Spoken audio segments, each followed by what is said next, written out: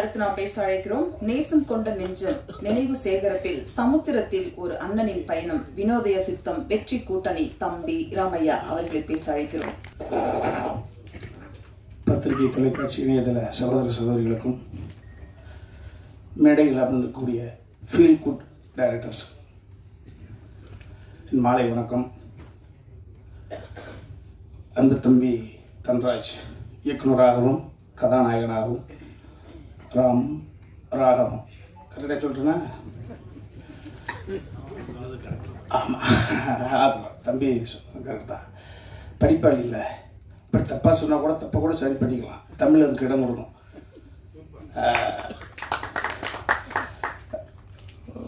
தம்பி சமுத்திரக்கனி இந்த தேர்ந்தெடுத்த பொழுது பார்த்தேன். ரைட்டர் அப்படின்ற ஒரு படத்தின் மூலமாக ஒரு இயக்குனர், வெள்ளையானை, சங்கத்தமிழர், இதெல்லாம் பாருங்கள் எந்த அளவுக்கு கலெக்ட் ஆச்சுன்னு தெரியாது. நம்மளுக்கு ஒரு 80 வயசு ஆகும், ஒரு கைத்துக்கட்டில் மல்லாக்கப்படுத்திட்டு வாழெல்லாம் கலந்து போய் பேப்பர் பண்ணி யோசிக்கிற பொழுது நம்ம என்னடா சாதித்தோம், எத்தனை கோடி பணம் இருக்குது, அதில் என்ன சாதித்தோம். அந்த சாதனைக்கு உறுதுணையாக இருந்தவர்கள் தம்பி சமுத்திரக்கனி. அவருக்கு நிச்சயம் 80 இல்லை, ஒரு 90 நல்ல கண்ணையா வாழ மாதிரி வாழ்வார். அப்படி வாழுகிற பொழுது சுயநினைவோடு 100 வயதில் மல்லாந்து படுத்துக்கிட்டு யோசிக்கிற பொழுது நான் இந்த தமிழ் பூமிக்கு என்ன சாதித்தேன், அடுத்த தலைமுறைக்கு என்ன கொடுத்தேன் என்று யோசிக்கிற பொழுது எவ்வளோ கொடுத்துருக்கேன்னு யோசிக்கலாம். ஸோ தம்பியை பார்க்கிற பொழுது ராஜமௌலியும் அழைக்கிறார், ராஜமௌலியுடைய மகனும் அழைக்கிறார், தென்னிந்தியாவுடைய ஆற்றலின் ஒட்டுமொத்த உருவம் தம்பி தனுசு தொடர்ச்சியாக அழைக்கிறார். எப்படி ஒரு மனிதனால் இப்படி ஒரு எல்லோரோடும் கைகுலுக்கி செல்ல முடிகிறது? அப்போ அதற்கு பின்னணியில் அந்த மனசு இருக்குல்ல, அது எப்படி ஏறும் இறங்கும். ஒரு பெரிய சாதாரண விஷயம் கிடையாது. அந்த தம்பி கனியை நான் தம்பியாக பெற்றதில் எனக்கு ஒரு பெரிய மகிழ்ச்சி. நான் அந்த இப்போ எனக்கும் தம்பிக்கும் இணைப்பு பாலமாக இருந்தது அன்பு பிள்ளை தம்பி சாட்டை அன்பழகன் தான். நான் ஃபைட் மாஸ்டர் சொன்னாங்களே, ஃபைட் மாஸ்டர் எடுத்துக்கிட்டு வந்த கதை தந்தை மகன் என்ற உறவு. இது தந்தை மகன் என்ற உறவு. நான் பங்கு பெற்ற இந்த மாணிக்கத்தையும் சாட்டையும் வச்சு பார்க்கிற பொழுது சாட்டை என்ன, இன்னும் கொஞ்சம் இந்த கதாபாத்திரம் இல்லைன்னா கொலை செஞ்சுட்டு ஜெயிலுக்கு போயிருப்பான். இந்த கொலை செய்யக்கூடிய உணர்வை தடுத்து அவனுக்குள்ளே இருக்கக்கூடிய மனிதநேயத்தை மீட்டெடுத்தது என்பது ஒரு சாட்டை. மாணிக்கம் என்ன, நாசர் சார் என்ற ஒரு கதாபாத்திரம் இல்லை என்றால் வாழ்க்கை முழுக்க இளம் பிராயத்திலேயே அவர் திருடராக தொடர்ச்சியாக இருந்து எங்கோ சேதாரமாக இருப்பான். ஸோ அற்புதமான அந்த உணர்வுகள் இது நிச்சயமாக இந்த மாணிக்கம் படமே பாடுங்க, இந்த சாட்டை எடுத்து பாருங்க. நான் அடுத்த தலைமுறைக்கு கண்ணை மூடிட்டு பேரன் பேத்தியோடு உட்காந்து அந்த படத்தை போட்டு காமிக்கலாம்ப்பா. தம்பி சிவா சொன்னதை போல தவறு செய்வது ஒன்றும் பெரிய விஷயம் கிடையாது. தவறு செய்து விட்டு நான் தான் தவறானவன் என்று பெயர் வாங்கி விட்டேன், தொடர்ச்சியாக தவறு செய்வோம் என்ற உணர்வுக்கு சொந்தக்காரனை இல்லை, திரும்பி வா என்று ஒரு படைப்பு சொல்லணும். ஸோ நிச்சயமாக இந்த சாட்டையும் இந்த மாதிரியான படைப்புகள் அடுத்த தலைமுறைக்கு. இப்பொழுது சமீபத்தில் அனன்யாஸ் நானா நானினா ஹிந்தியில் தாத்தா பாட்டி, அந்த ஒரு இடத்துல போயிருந்தேன். கிட்டத்தட்ட ஒரு phase 1, phase 2, phase 3, phase 5, phase 6 வரைக்கும் கம்மிட்டாக இருக்குது.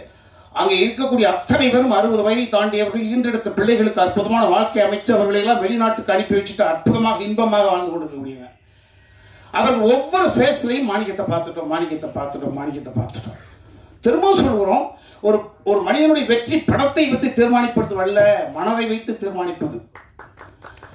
ஸோ அவ்வளவு பெரிய மன மகிழ்ச்சிக்கு காரணமாக இருக்கக்கூடிய ஒரு மாணிக்கம். ஆனால் நான் யோசிச்சு பார்த்தேன், நேற்று தான் பேசுகிறேன், நீ என்ன பேசுகிற தம்பியார் கூப்பிட்டுச்சு. இந்த ஃபீல் குட் முதல்ல ஃபீல் குட்ன்றாங்க. இந்த ஃபீல் குட்டை முதல்ல இந்த உலகத்துக்கு சொல்ல யார் தெரியுங்களா சார்? அதை மட்டும் சொல்லிட்டு விடைபெற்றுலான் இருக்கேன். ஃபீல் குட் புராணம் தான், ஆனால் எழுதுனது மனுஷன் இல்லையா? கம்பர் தான் இந்த ஃபீல் குட். இவர்களுக்கெல்லாம் முதல் இயக்குனர் கம்பன் தான். தம்பி சுப்பிரமணிய சிவா சொன்னது என்னன்னா, ராமன் கடவுள், அவனை இரவு பகலாக வணங்கி கொண்டிருப்பவன் வாலி. ஒரு சூழ்நிலையில் ராமன் வில்லாட்டியான், வில் வந்து தைத்து விட்டது, மரணத்தின் வாசல், சாக போறேன்னு தெரியுது. அவன் சாவை பற்றி கவலைப்படவில்லை.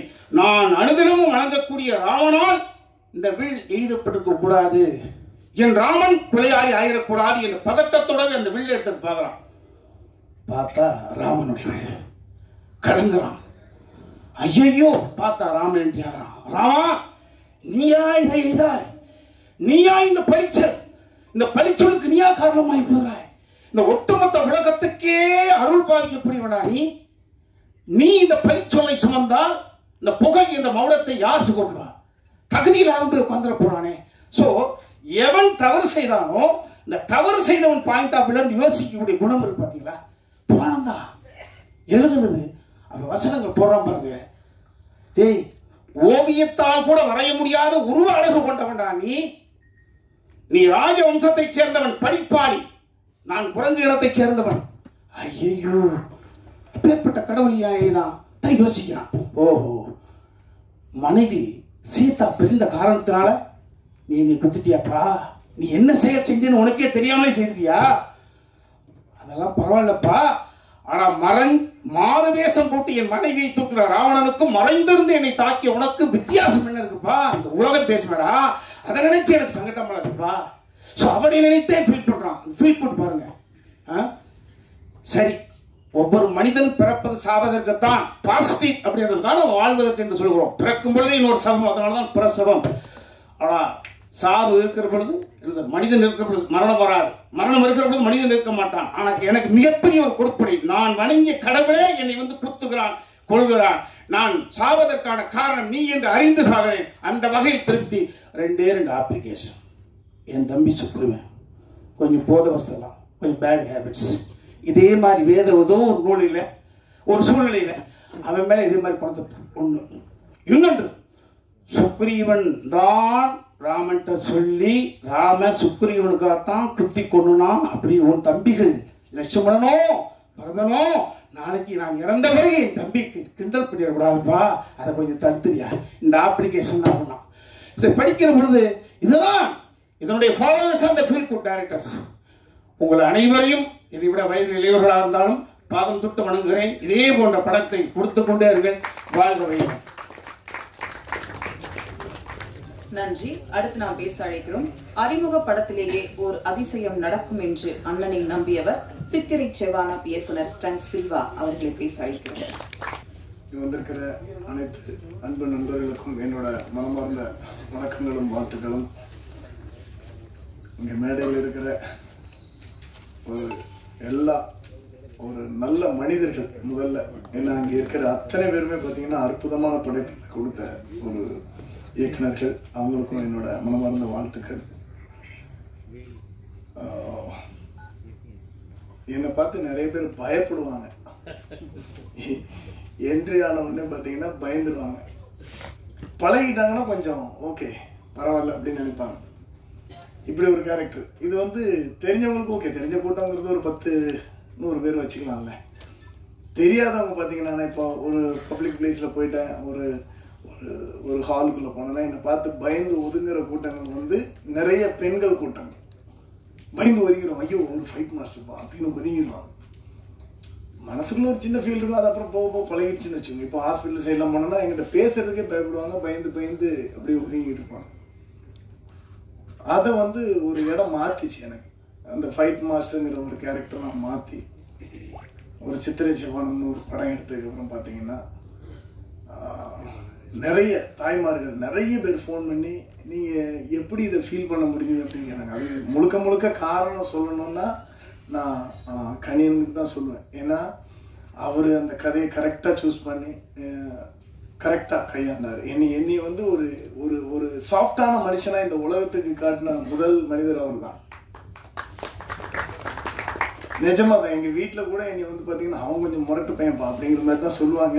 ஆனால் உலகத்துக்கே முதல்ல என்னை ஒரு சாஃப்டான மனிதரை காட்டினது அண்ணன் தான்.